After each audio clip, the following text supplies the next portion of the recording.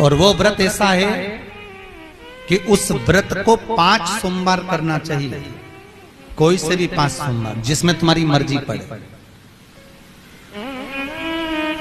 ऐसा कौन सा काम है जो पशुपति व्रत से नहीं हो सकता? जब पशुपति अस्त्र मात्र भगवान राम के तरकश में रखे होने पर लंकाधिपति रावण के प्राण निकल सकते हैं, तो जीवन का वो कौन सा सुख है जो पशुपति व्रत से प्राप्त नहीं हो सकता? बस उसका नियम है, 5 सोमवार करो, पहले सोमवार को करो चाहे दूसरे सोमवार को करो। जिस सोमवार को पशुपति व्रत करो, सुबह शंकर जी के मंदिर में जाकर पूजन करो, अर्चना करो, अभिषेक करो, वो थाली को लेकर वापिस घर में रख दो। सुबह फलाहार करो, शाम को वापिस उसी थाली को लेकर जाओ, उसमें 6 दिए लगाकर लेकर जाओ। दिए को जलाना नहीं है, केवल घी के दिए लेकर जाना है, थोड़ा सा मीठा। शिव महापुराण में, स्कंद पुराण में जो पशुपति व्रत बताया है उसका विधान, थोड़ा सा मीठा लेकर जाओ। शिव जी की फिर पूजन करो, पूजन करने के बाद में शाम के समय प्रदोष काल में पूजन करो। पूजन करने के बाद बाबा भोलेनाथ की आराधना कर कर 5 दिए शंकर जी के सम्मुख में लगा दो। जो मीठा लेकर गए हो उसके 3 हिस्से कर दो, 2 हिस्से मंदिर में चढ़ा दो, 1 हिस्सा और 1 दिया थाली में रखकर पूजन करने के बाद वापिस लेकर आ जाओ। घर के दरवाजे की देहली पर राइट हैंड में सीधे हाथ पर जो दिया लेकर आए हो उस दिए को जला दो, और अंदर जाकर जो प्रसाद लेकर आए हो 1 हिस्सा उसको पाकर फिर भोजन प्रसाद ग्रहण कर लो। ऐसे पशुपति नाथ के 5 व्रत रहते हैं। ऐसा कौन सा कार्य है जो भोलेनाथ पूरा ना करता?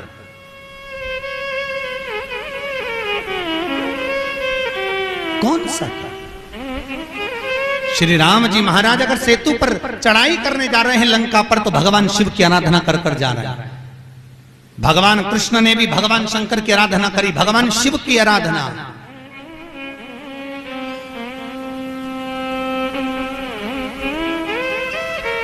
शिवर्चन मेरे वेंकटेश भगवान तिरुमाला के शिखर पर अगर तिरुपति बालाजी विराजमान हैं, तो पहले उन्होंने भगवान शिव जी से पूछा कि हम यहां बैठकर तप करना चाहते हैं, आ जाएं? भगवान शंकर ने कहा आओ, और तिरुमाला के शिखर पर बैठकर तप करो, साधना करो, आपकी मर्जी पड़े वैसे निवास करो। मेरे हरि, मेरे तिरुपति नाथ, मेरे बालाजी, मेरे वेंकटेश भगवान कहते हैं, मेरे नारायण कहते हैं, भोलेनाथ हम यहां तप करेंगे और दुनिया के लोग आएंगे तो क्या होगा? शंकर भगवान ने कहा चिंता मत करो, आप तिरुमाला के शिखर पर बैठकर तप करना, मैं कपिलेश्वर महादेव के रूप में बैठकर तुम्हारी रक्षा करूंगा।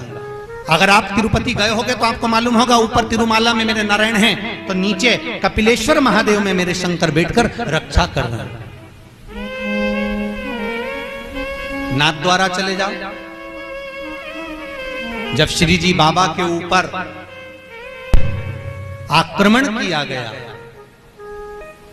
भोलेनाथ जी के ऊपर जब श्रीनाथ जी के ऊपर जब आक्रमण किया गया, गोवर्धन नाथ जी की मूर्ति को खंडित करने का जब भाव आया, तब ब्रजवासियों ने शंकर भगवान को घास के पूले में दबाकर बैलगाड़ी में लेकर रात की रात भाग गए।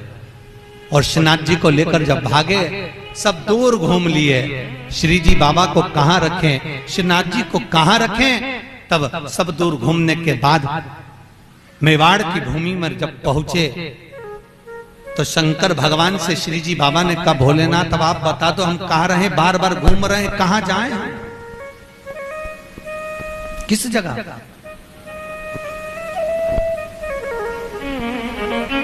हम कहां जाएं,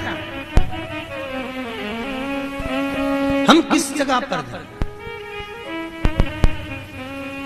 आप बताओ। भगवान शिव कहते हैं ठाकुर, हे श्री जी बाबा आप एक काम करो, आप मेवाड़ की इसी भूमि पर रहिए, आप यहां रहोगे और हम एकलिंग जी के रूप में आपकी रक्षा करेंगे। कभी आप नाथ द्वारा जाकर देखना, श्रीनाथ जी में श्री जी बाबा विराजमान है और उनके पास में एक लिंग के रूप में भगवान शंकर विराजमान है। कोई ऐसी धरा, कोई ऐसी भूमि, कोई ऐसी जगह जहां शिव ना हो, हर जगह सर्वस्व विराजमान, बोले सर्वस्व।